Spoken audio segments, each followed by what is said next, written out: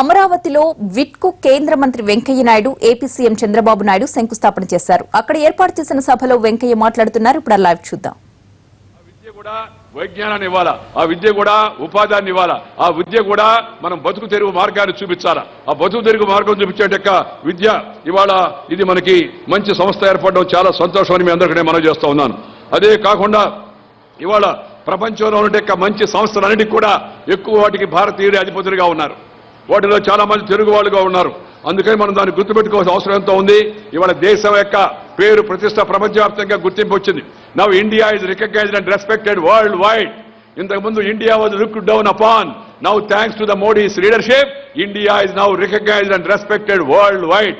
ప్రపంచంలో ఎక్కడికి వెళ్ళినా, అమెరికాకి వెళ్ళినా, చైనాకి వెళ్ళినా, జర్మనీకి వెళ్ళినా, జపాన్కి వెళ్ళినా, సింగపూర్కి వెళ్ళినా, ఆస్ట్రేలియాకి వెళ్ళినా, కెనడాకి వెళ్ళినా, బ్రిటన్కి వెళ్ళినా, లేకపోతే నువ్వు కువైట్కి వెళ్ళినా, దుబాయ్కి వెళ్ళినా, ఎక్కడికి వెళ్ళినప్పటికీ కూడా మోడీ గారు వెళితే జనం మోడీ మోడీ మోడీ అంటే మోడీ అనుకున్న భారతదేశాన్ని చూసి వాళ్ళందరూ గర్విస్తూ ఉన్నారు. ఎందుకంటే భారతదేశం ముందుకు వెళుతోంది. అలాంటి భారతదేశం ముందుకు వెళ్ళాలంటే రాష్ట్రాలు ముందుకు వెళ్ళాలా.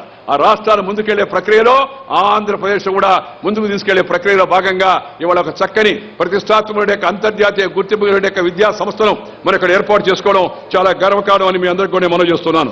చదువు కావాల్సి ఉంది. ఈ చదువులో కూడా ఉన్నత చదువులు కావాలా, రీసెర్చ్ స్కాలర్స్ కావాలా. We are lacking in research. పరిశోధనలో మనం వెనకబడి ఉన్నాం. ఈ పరిశోధనపై మరింత దృష్టి పెట్టాలా.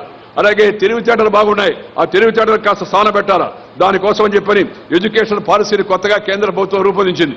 దానికి 5 స్తంభాలు ఉన్నాయి. ఏంటయ్యా అంటే 1 యాక్సెసిబిలిటీ, అందరికీ అందుబాటులో ఉండాలి.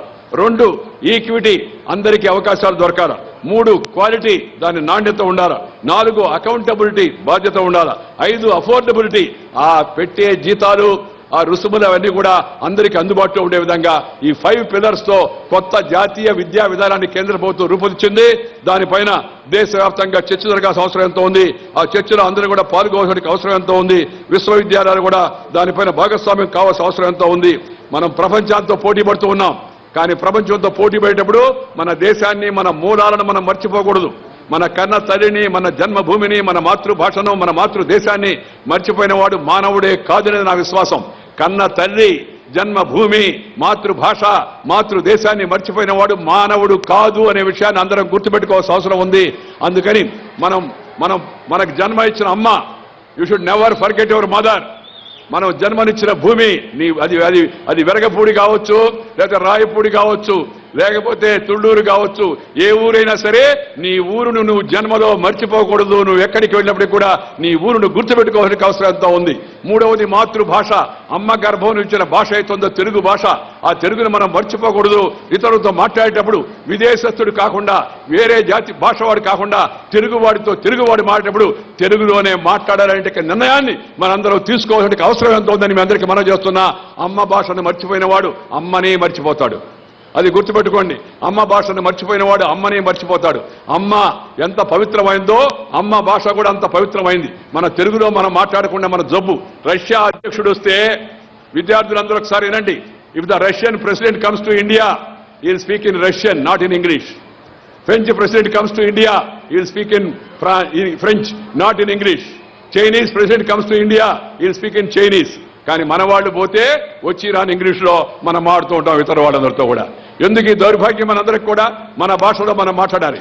మన భాషను మనం ఇంట్లో ఉపయోగించుకోవాలా. మన అమ్మను, మన తల్లిని, మన చెల్లిని, మన పక్కన ఉండే వాళ్ళని, బావమరిదిని, మరదలను ఎవరిని పిలిచినా కూడా సుందరంగా ముద్దు పేరుతో మన పేరుతో మనం పిల్లాలా. అమ్మా అనాలా.